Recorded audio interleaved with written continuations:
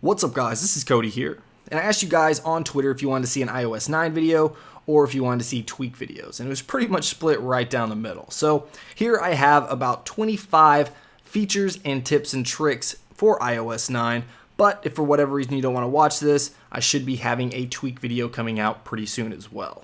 So let's go ahead and start out with low power mode. So if you guys haven't used iOS 9 yet, or you haven't watched any videos on it, or even read anything about it, then you don't know about low power mode. But this is actually a pretty big feature that probably a lot of you guys already know about. But basically what it does is allow you to put your device into low power mode, basically conserving battery. So what you want to do here is just go into your settings and then go into battery. Toggle on low power mode right here. You see you'll get a little pop-up. Just go ahead and tap on that, and basically you can see what it does. It's going to temporarily reduce power consumption until you can fully charge your iPhone. And you also notice right here that the battery indicator actually turns yellow rather than green right there when you have low power mode on. Next we have a back to app feature. So this is basically going to allow you to open up any other application within another application. So for instance, if I'm in messages right here and I tap on a video or a link that was in my messages, you'll notice you get the back to messages option right up there in the top left hand corner. So you can just tap on that.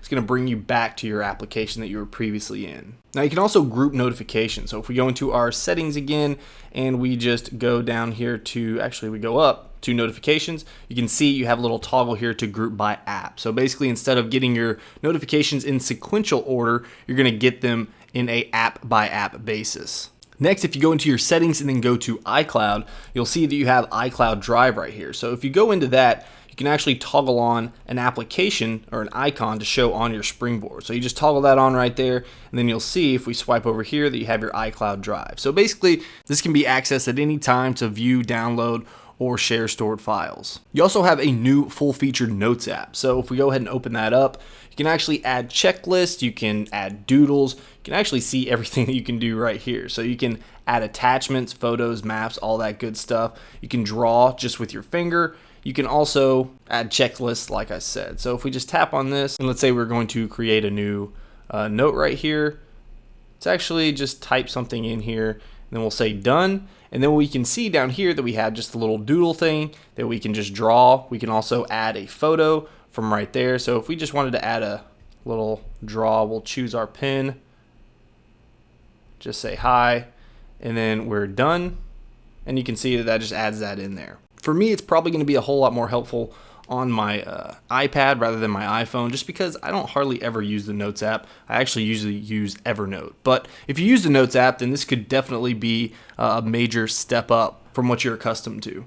Now you also see right here that we have markup and reply option in the share sheet. So I've actually just sent myself a screenshot in my email. So if I just tap and hold on the attachment, you can see that I can swipe over here, tap on markup and reply, and then you'll see right here that we have all these options to basically do whatever we want to this photo. So we can just, make little drawings. You can tap on this to add text or to zoom in, as you can see right there.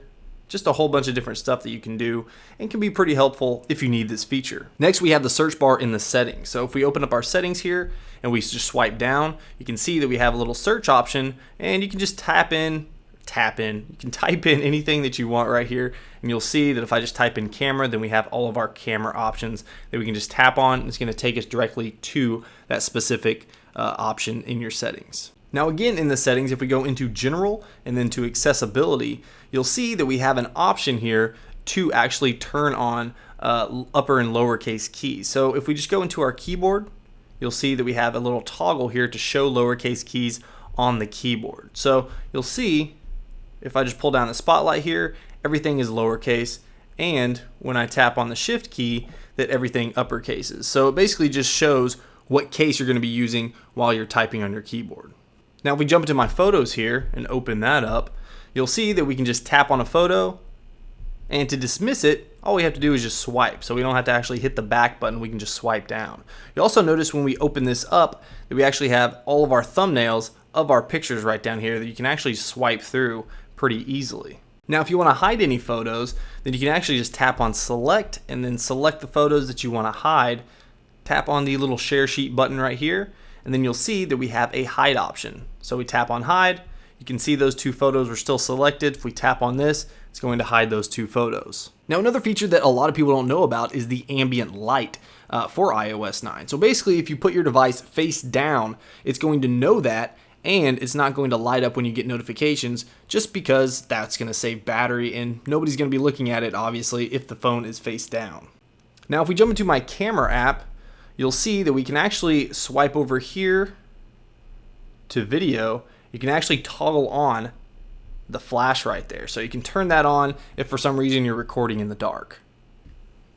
You can also easily save attachments from your email. So if you just tap and hold on the attachment, you can see right here, you just tap on Save Attachment, and that's going to move directly to your iCloud drive if you want to. And then when you open up a new compose message, you can press and hold, tap on the little arrow a couple of times, then tap on Add Attachment. And you can see right here, if you had saved it to this location, then you can just add it directly to that message. Now, we also have Quick Reply for your favorite messaging app. So we can just swipe down right here, and you can just type in, whatever you want to respond with.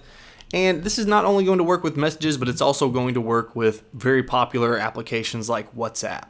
Now, you can see right here, I'm in Maps. And what this does, when you tap on the little address bar right up here, that's actually going to give you some quick suggestions. So you can see right here that we have food, drink, shopping, health, fun, services, all kinds of different stuff, just in case you're in an unfamiliar area and you just kind of want to look around or just see what's nearby.